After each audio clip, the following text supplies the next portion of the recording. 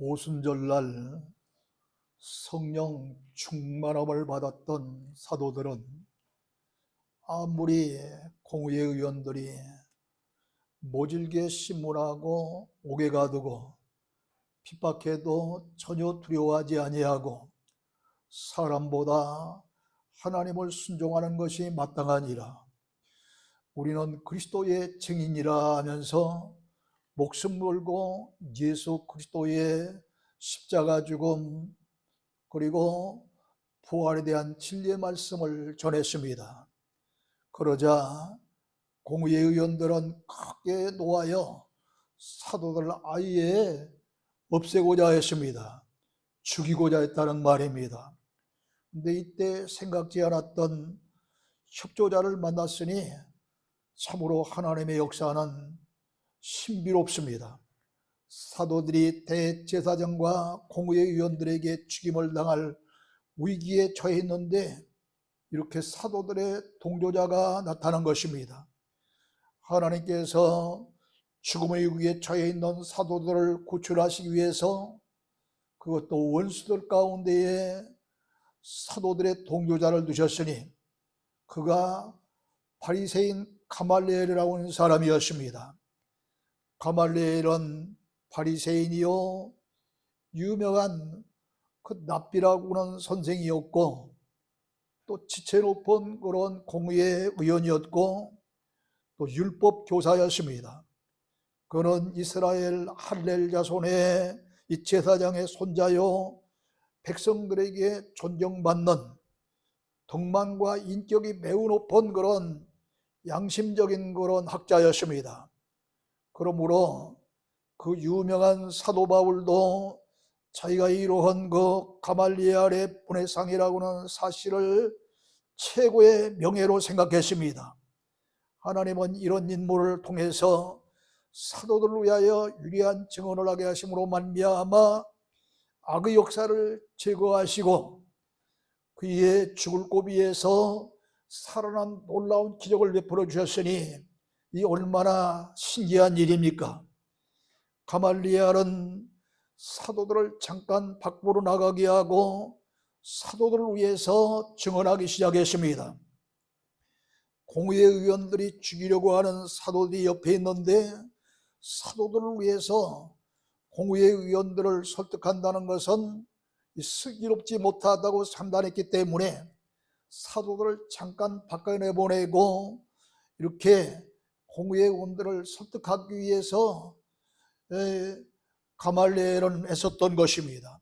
사도들이 있는 자리에서 의논이 분분하면 그곳에 있는 군중들이 분노할 수도 있고 공의회 의원들이 자존심 문제도 있기 때문에 이 사도들을 밖으로 내보내는 것이 옳다고 판단을 했기 때문에 이 공의회 의원들 앞에서 같이 있는 그런 그 사도들을 가말리엘은 잠깐 동안 밖으로 내보낸 것입니다. 그래서 사도들을 밖으로 내보낸 후에 이 공의회 의원들을 향하여 말하기를 사도들을 경솔하게 다루어 정죄하다가 오히려 하나님 앞에서 범죄하지 말고 조심스럽게 다루라 이렇게 말하면서 두 가지의 실례를 들었습니다. 그 내용이 바로 36절에서 39절에 있는 내용인데 과거에 드다라고는 그런 그 사람이 있었는데 그가 일어나 스스로 자랑하며 약 400명이라고 하는 그런 군중들이 따르더니 그 사람이 죽임을 당함으로 말미암아 그렇게 한때 400명이라고 하는 군중들이 따랐지만 다 흩어져 없어졌다는 것입니다. 뿐만 아니라 그 후에 호적을 올 때에 갈릴리 유다라고 하는 사람이 일어나 백성들을 깨어 따르다가 이제 그도 망한즉 모든 사람이 다 흩어졌노라. 그러므로 사도들을 생각 안 하지 말고 그냥 내버려 두라. 이렇게 이야기를 하면서 또 이들이 소행이 만약에 사람으로부터 났다면 언젠가는 무너질 것이고 만일 하나님께로 났다고 한다면 너희가 무너뜨릴 수도 없고 도리어 하나님을 대적하는 자가 될 것이라고 이렇게 내버려 두는 것이 좋겠다고 말했습니다.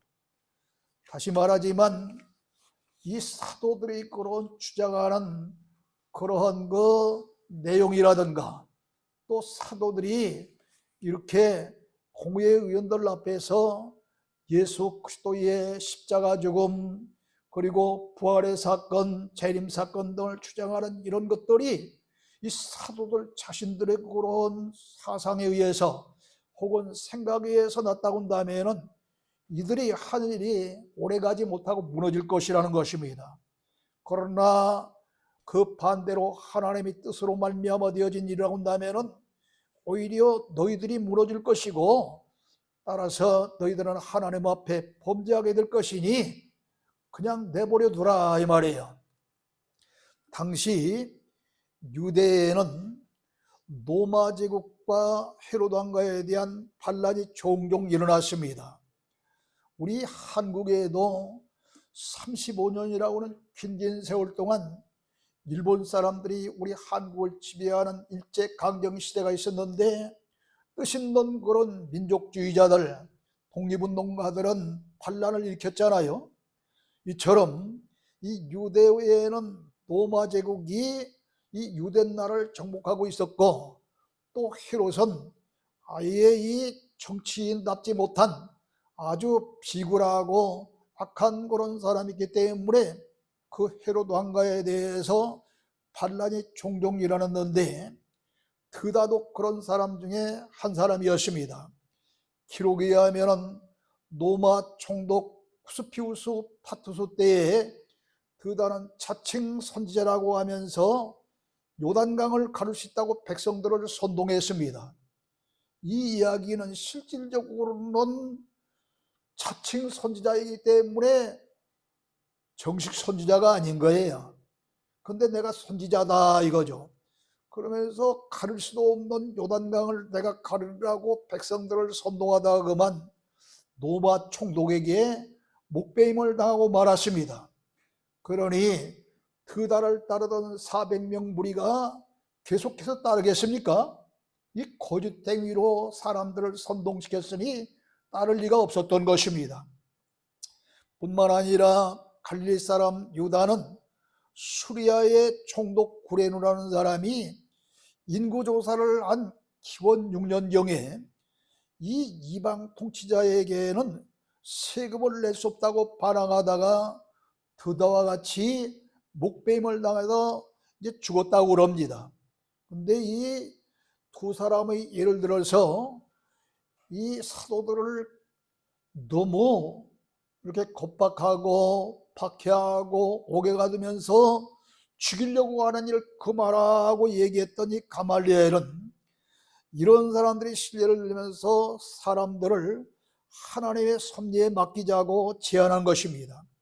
이런 말을 보통 사람이 했다고 한다면 잘 통하지 않겠지만 백성들로부터 존경받고 덕망 있는 훌륭한 학자 출신 그러한 그리고 공회의 그런 의원이고 또 이런 훌륭한 덕망 있는 사람이기 때문에 이 가말리엘이 조심스럽게 말하니 공회의 의원들이 다 가말리엘이 이야기하는 이야기를 다 좋게 여기고 받아들여 사도들을 석방했습니다. 그러나 그냥 놔뒀으면 얼마나 좋겠습니까?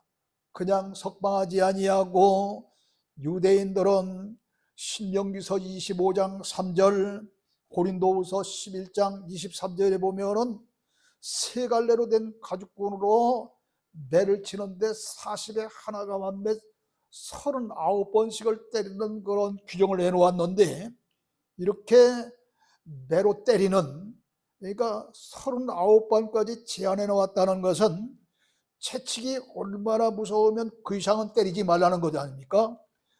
이렇게 사도들을 혹독하게 매로 쳐서 석방시켰다 그랬습니다. 그러나 이렇게 혹독한 매를 맞으면서라도 석방하게 된 것은 가말리엘 덕분이었습니다. 가말리엘은 만사를 다 하나님의 섭리와 하나님의 뜻에 맡기자는 것이었으니 그의 생각은 매우 합당한 생각인 줄로 믿습니다. 옳은 생각인 줄로 믿습니다.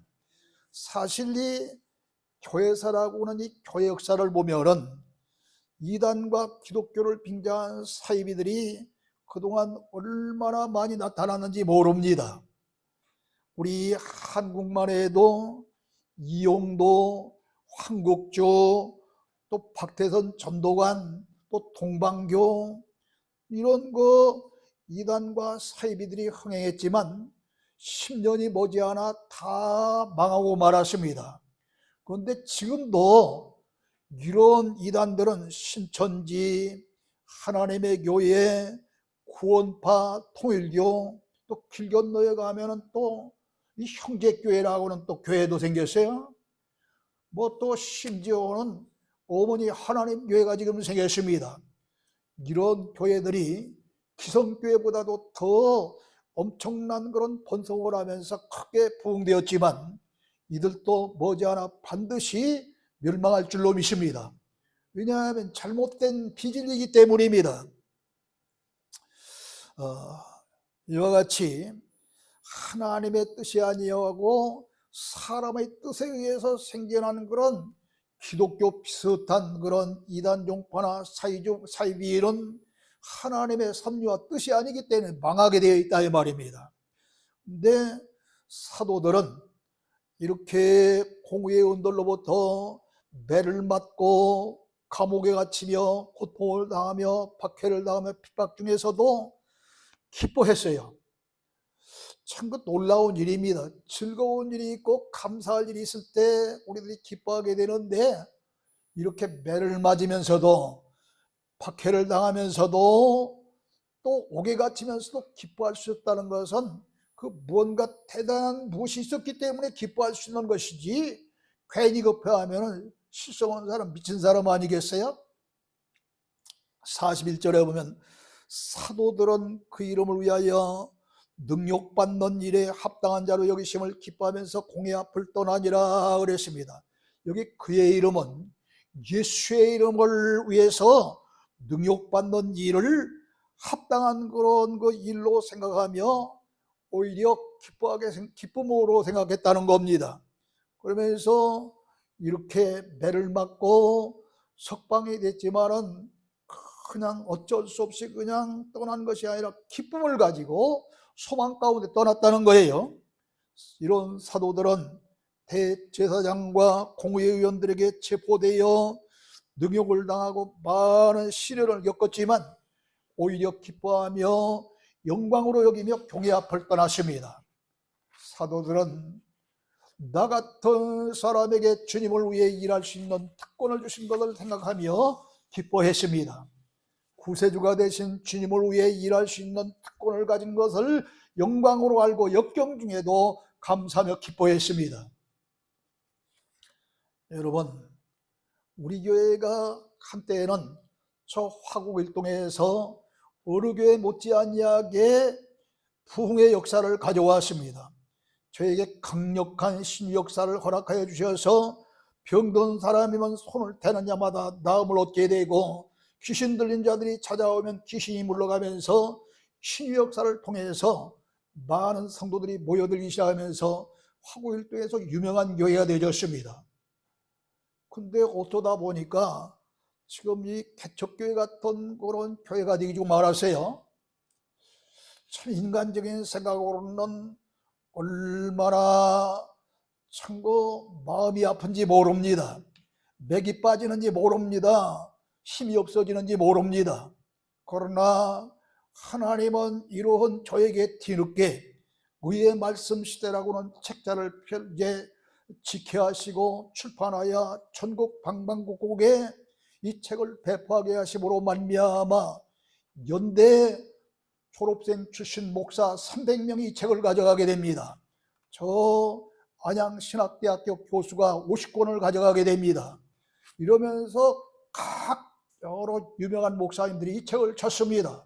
그래서 며칠 전에는 아니 교회가 어느 정도 제가 안 가봤으니까 모르지만 태임한 목사님이 자기는 매월 교회에서 150만 원씩을 받고 사모님은 200만 원씩을 받는데요, 이 은퇴한 목사님에게 교회에서 350만 원을 주는 거예요. 담임 목사는 그러면 적어도 500만 원은 받겠죠. 그러면 굉장히 중형교 이상은 되는 거예요. 이 목사님한테 전화가 왔어요. 목사님, 4월 달에 집회해 주시기 바랍니다. 할렐루야. 이거 놀라운 일 아닙니까? 여러분, 이 때문에 이렇게 힘들고 어려운 개척교회 같은 그런 모습이 되어졌어도 제 마음속에 기쁨이 생기게 되는 것입니다. 제 마음속에 소망이 생기고 정말로 하나님 앞에 감사가 넘쳐나게 되는 것입니다. 이 때문에 제 형편으로는 단돈 50만 원도 헌금할 수 없는 제가 500만 원을 약속했다니까요. 지금 제 형편이 지금 단돈 50만 원 헌금할 수 없어요. 하나님이 이렇게 저에게 강력한 그런 역사를 하시게 하고 이런 능력을 주셔서 방방곡곡 어디든지 나가서 복음을 증거할 수 있는 은혜를 주시니 너무도 감사해서 하나님 아버지, 저도 모르게 500만 원 드리겠습니다 하고 약속한 거예요. 오늘처럼 우리의 사람의 뜻으로 사람의 생각으로 하지 아니하고 하나님의 뜻대로 하나님의 말씀대로 할 때는 반드시 책임져 주시고 하나님께서 우리에게 어려운 가운데도 기쁨으로 살게 하시고 하나님께 영광을 돌리는 삶을 살게 될 줄로 믿으시기를 주님으로 축원합니다. 그러기에 이 사도들도 살이 찢어지도록 배를 맞아도 기뻐했고 피부가 멍이 들어도 쉬지 않고 기도하며 전도했습니다. 그것도 숨어서 한 것이 아니라 자기를 위협하는 제사장들이 있는 성전에서 당당히 가르치고 전도했습니다.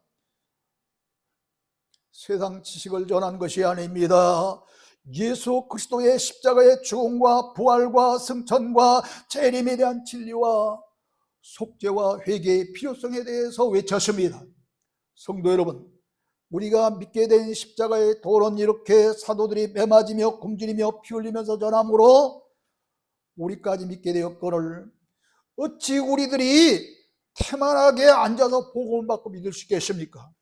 특히 지금은 사순절로 온 세계 교회가 주님의 순환과 십자가의 죽음을 생각하며 기도하는 그런 기간입니다.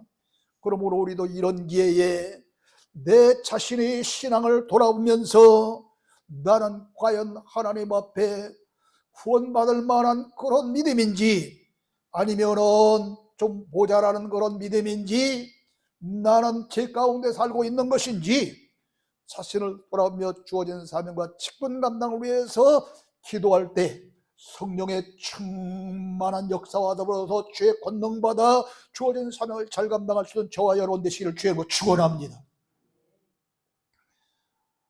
그리고 주님의 일이라면 우리도 무슨 일이든 영광으로 알고 역경 중에도 기뻐하며 최선을 다해 감당해야 될 줄로 믿습니다. 히브리서 11장에 보면은 구약시대의 위대한 신앙인들을 소개하며 33절로 38절에 보면 이들은 믿음으로 이방 나라들과 싸워 이기기도 하며 의를 행하며 약속을 받았으며 사자들이 입을 막기도 하며. 누가 사자들이 입을 막았어요? 다니엘이 그런 사람 아닙니까? 다니엘 같은 사람은 하나님 앞에 정말로 바로 선 사람인데 바벨론 포로 시대 다리오 왕 때 이 다리오 왕이 총리 셋을 두고 수많은 방백들을 두고 정치하는데 다른 종족과 방백들이 다니엘이 슬기롭고 총명하고 뛰어나니까 왕의 사랑을 받자 시기하기 시작한 거예요. 그러자 이들이 어떻게 하면 다니엘을 없앨까 궁리하다가 다른 신이나 왕에게 절하지 않는지 하는 사자굴에 집어넣읍시다 하면서 이 모략을 꾸며서 임금에게 오일을 맡아서 이 기어코 이 다니엘을 사자굴에 집어넣잖아요.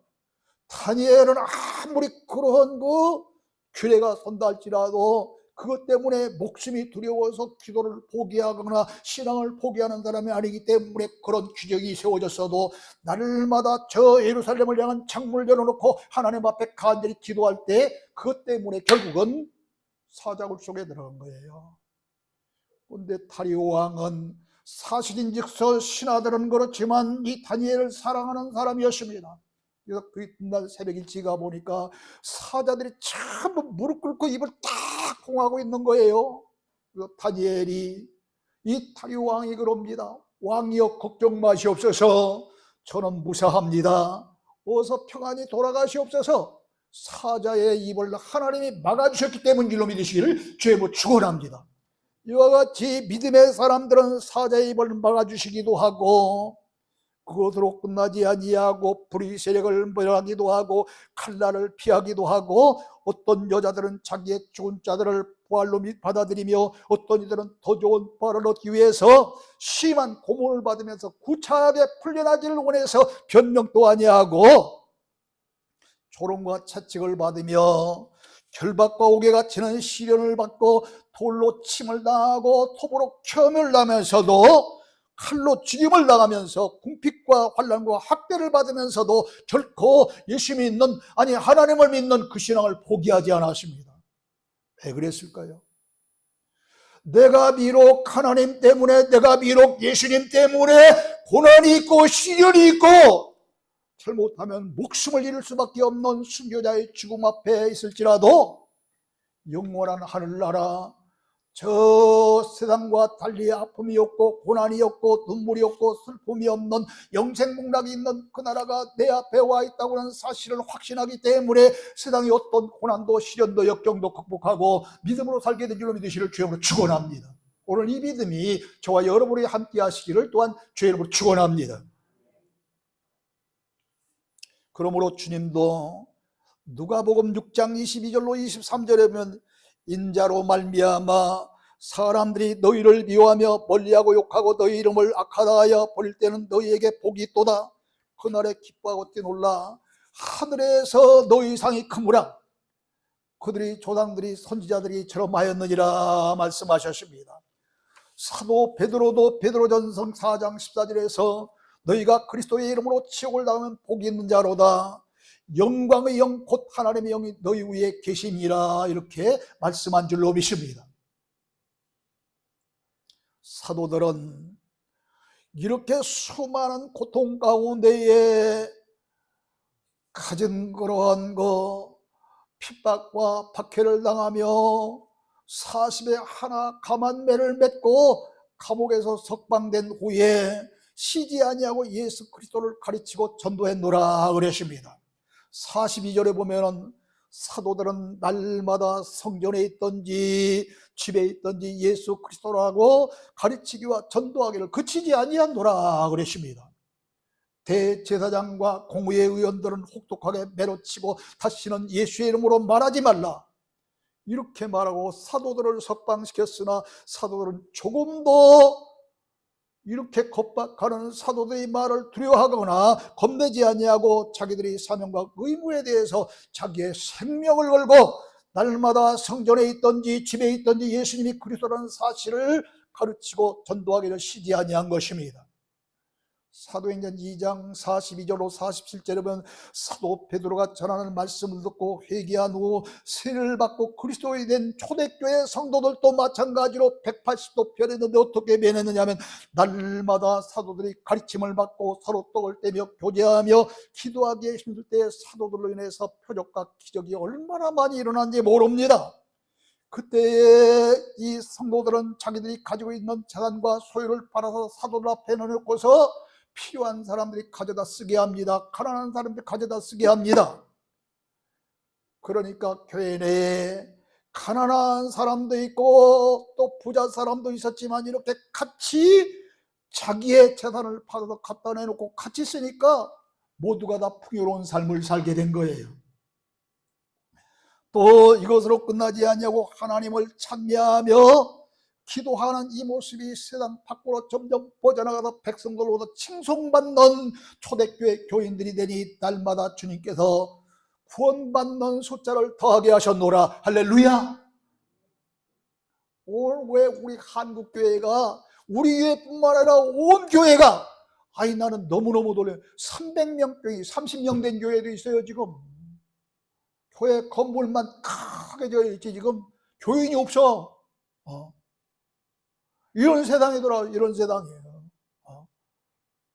아니 대형교회가 그 밑에 있는 부교육자들 또 많은 직원들을 두고도 감당할 수 없으니까 막 땅을 팔아서 그 감당하고 부교육자들 또 직원들을 다 내고 반절뿐이 안 남았다니까 지금. 신학교가 머지않아 3분의 1 정도가 될 것 같고 이 교회도 3분의 1 정도 될 것 같아 지금. 이러다가는 아니 초등학교 교정이 다 없어진다잖아요 지금. 이런 판이니까. 거기에 우리들이 정말로 하나님을 믿는 자답게 목사님들로부터 시작해서 온 교인들이 정말로 모범이 되었다라고 한다면 세인들로부터 칭찬받았을 텐데 오히려 내가 목사다라고 이야기가 부끄러울 정도가 된 거예요 지금. 그런데 초대교회 성도들은 이처럼 교회 안에서나 교회 밖에서나 칭찬받은 일을 계속 하다 보니까 세상 사람부터 칭찬받으니 나도 너와 같이 되기 위해서 교회가 되겠다고 그런 사람들이 늘으니 날마다 부흥되어지는 놀라운 역사가 일어난 줄로 믿습니다. 좋아요. 여러분도 그런 교인이 되어야 되지 않겠어요? 그래야 교회가 부흥되는 거예요. 초대교회 성도들은 가르침을 받은 것으로 끝나지 아니고 가르침을 받은 대로 말씀대로 살았습니다. 입술로만 아멘 하는 자가 아닙니다. 입술로 아멘 했으면 그대로 행해야 될 거 아니에요. 아멘 한 자가 아니라 언행 일치하는 성도 여러분 되시기를 주의 축원합니다. 요한복음 4장에 보면은 한 남자로 만족하지 못하고 6번째 남편과 살던 어느 사마리아 여인이 부끄러워서 물길로 오는데 아무도 물길로 오지 않은 저고 때에 수가성에 있는 야곱의 우물가에 왔다가 아예 전혀 예상치 못했던 한 남자를 만나게 되니 그 남자는 바로 예수님이었습니다. 예수님으로부터 생명의 말씀을 듣고 그는 180도 변하여 전도자가 되었습니다. 근데 그때 예수님은 이 여인에게 하나님의 귀한 말씀을 전하는데 옆에 제자들이 있으니까 혹시 방해가 될까 해서 제자들을 저 동네에 들어가서 먹을 것을 사오라 하고 단둘이만 독대했습니다. 그리고 말씀을 전한 거예요. 그리고서 이제 말씀을 전하고 있는데 동네 들어가서 음식을 사러 갔던 그런 제자들이 돌아온 거예요. 그래서 이 구해온 음식을 갖다가 예수님께 드리니까 예수님이 잡술셋 생각은 하고 뭐라고 하냐, 요한복음 4장 32절에 내게는 너희가 알지 못하는 먹을 양식이 있느니라 그럽니다. 그 제자들이 생각할 때 자기들이 모르는 사이에 다른 사람들이 먹을 것을 주님께 갖다 드렸는가 하면서 수근수근 하면서 이렇게 이상하게 생각한 거예요. 그런데 잡수시지 아니하고 이렇게 이야기하신 겁니다 사실은. 근데 이 제자들은 이 말씀을 이해하지 못하고 누가 음식을 갖다 드리는가 하면 수군거린 거죠. 그러나 예수님은 다시 말씀하기를 요한복음 4장 34절에 보면 나의 양식은 나를 보내신 이의 뜻을 행하며 그의 일을 온전히 이루는 일이라 그랬습니다. 양식이 먹을 쌀밥, 보리밥, 이렇게 섞은 그런 거 혼합밥이 아니라 나의 양식은 나를 보내실 때 하며 그의 일을 온전히 이루는 것이 예수님이 잡수실 양식이라고 도저히 이해 안 가는 말씀을 하시는 겁니다. 그런데 여기서 그렇다면 이 하나님의 뜻이 무엇입니까? 데살로니가서 5장 16절로 18절에 보면 항상 기뻐하고 쉬지 않고 기도하고 범사에 감사하는 것이 하나님의 뜻이라고 우리들은 그렇게 알고 있습니다만 요한복음 6장 39절로 40절에 보면은 그 외에도 나를 보내신 이의 뜻은 내게 주신 자 중에 내가 하나도 잃어버리지 아니하고 마지막 날에 다시 살리는 이것이라. 내 아버지의 뜻은 아들을 보고 믿는 자마다 영생을 얻는 이것이니 마지막 날에 내가 이를 다시 살리리라. 할렐루야. 이 말씀을 이루기 위해서는 우리가 열심히 전도하지 않으면 안 되는 것입니다. 예수님께서 하나님으로부터 맡겨주신 그런 성도들이 있는데 그 사람들을 마지막 때 주님이 다시 올 때 이미 죽은 자들은 다시 살리는 이 일이 아버지의 뜻대로 산 일인데 그 뜻을 이루려면 지금 예수님 안 계시잖아요. 사도들도 없잖아요. 그러므로 그들을 찾는 일은 우리들이 해야 할 일이기 때문에 전도하는 일입니다. 그러므로 항상 기뻐하고 쉬지 말고 기도하고 범사에 감사하는 것만이 하나님의 뜻대로 사는 것이 아니라 열심히 전도하는 것이 하나님의 뜻대로 사는 길인 줄로 믿습니다. 그러므로 이 요한복음 4장에 기록되어 있는 이 사마리아의 일은 주님의 말씀을 듣고 부끄러웠던 그런 생각도 아예 떨쳐버리고 물동이조차도 다 버려도 동네에 들어가서 내가 행한 모든 일을 내게 말한 사람을 와보라, 이는 그리스도가 아니냐 하고 말씀을 전하니 수많은 사람들이 볼때처럼 구름대처럼 몰려드니 이 무리를 바라보셔 흐뭇하게 하시면서 제자들이 알지 못하는 양식이 있느니라고 주님이 말씀하신 줄로 믿습니다. 그러면서 나의 양식은 나를 보내신 아버지의 뜻을 행하며 그의 일을 온전히 이루는 것이라 그랬어요. 그뿐만 아닙니다. 마태복음 12장 46절 56절에 보면은, 아니 50절에 보면은 예수님께서 무리에게 말씀을 하실 때에 마침 어머니와 동생들이 찾아오셨습니다. 그때 한 사람이 예수님께 주님, 지금 밖에 어머님과 동생들이 찾아오셨습니다 하니까 그러냐고 반갑게 얘기하네요. 예수님은 엉뚱하게 자기 옆에 있는 제자들을 향하여 손을 가리키면서 뭐라고 하냐면은 나의 어머니와 나의 동생들을 보라. 제자들을 가리키면서 그러는 거예요. 제자들을 가리키면서 그러면서 뭐라고 하냐면 누구든지 하나님의 하늘에 계신 내 아버지의 뜻대로 하는 자가 내 형제요 자매요 어머니라 말씀하셨습니다. 나를 낳아준 그런 그 어머니만이 어머니가 아니고 그 어머니에게 같이 난 그런 형제만이 내 형제가 아니라 진짜 형제와 자매는 아버지의 뜻대로 말씀대로 행하며 사는 자가 내 형제요 자매요 어머니라고 영적 가족을 말씀한 줄로 믿습니다. 그러므로 믿음의 사람들은 육신적인 어머니 아버지로부터 태어난 것 같은 형제자매도 형제고 또 그 부모가 나의 아버지 어머니지만 영적으로는 그런 사람이 문제가 아니라 같이 예수 믿고 하나님의 뜻대로 하나님의 말씀대로 사는 여러분 모두가 영적인 가족을 이루게 된 줄로 믿으시기를 주님으로 축원합니다. 여러분 생각해요.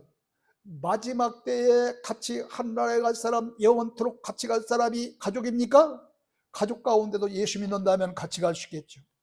그러나 같이 지금까지 80년 혹은 지금 100세 시대니까 100년 같이 살던 그런 가족이라도 예수 믿지 아니하면 죽음으로 끝장나버리고 서로 각각 다른 나라로 가게 됩니다.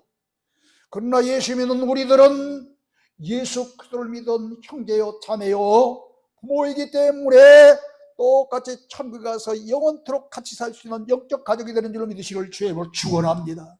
이 때문에 예수 믿는 사람은 육신적인 형제보다도 누가 더 중요한 거예요? 예수 믿는 영적 가족이 더 중요한 것입니다. 그러므로 여러분이 내 육적 가족을 영적 가족으로 만들기 위해서는 하나님의 뜻대로 사는 마음으로 전도하는 방법이 없는 거예요. 이번 사순절 기간 동안에 수요일 날이 우리 예배만 드리는 것이 아니라 기도하는 날이잖아요. 적어도 이 날에는 다 오셔서 이제는 기도하고 주여 나만 천국 가면 이것이 무슨 영광입니까? 사랑하는 남편, 사랑하는 자녀, 사랑하는 내 가족이 이대로 뒀다가는 지옥 가게 생겼는데 저만 지옥 가서 천국 가서 되겠습니까? 그들도 천국으로 보내주시옵소서. 그래서 같이 기도하시기를 주의 이름으로 축원합니다. 그럴 때 하나님께서 그들이 꿈속에라도 찾아가서 현몽하여 그들을 일깨워 주실지도 모르고 그들이 어느 때에 변화받게 될지도 모릅니다. 그런데 아니 어떻게 된 것인지 사순절 기간 동안에 그동안 나왔던 분들도 점점 줄어 더 안 나오니 이게 어떻게 된 일이에요?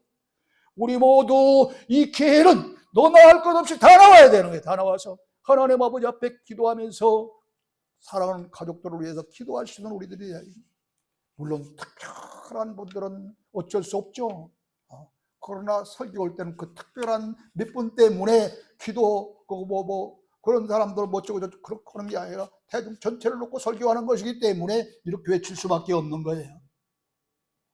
사랑하는 성도 여러분, 핍박을 당해도 감옥에 갇혀도 오히려 기뻐하며 영광으로 알고 막강한 권력을 가진 대제사장과 공회의원들을 조금도 두려워하지 아니하고 목숨 걸고 말씀을 가르치고 전도했던 사도들같이 사는 성도가 하나님의 뜻대로 사는 자요, 예수님께 양식을 드리는 자는 줄로 믿습니다.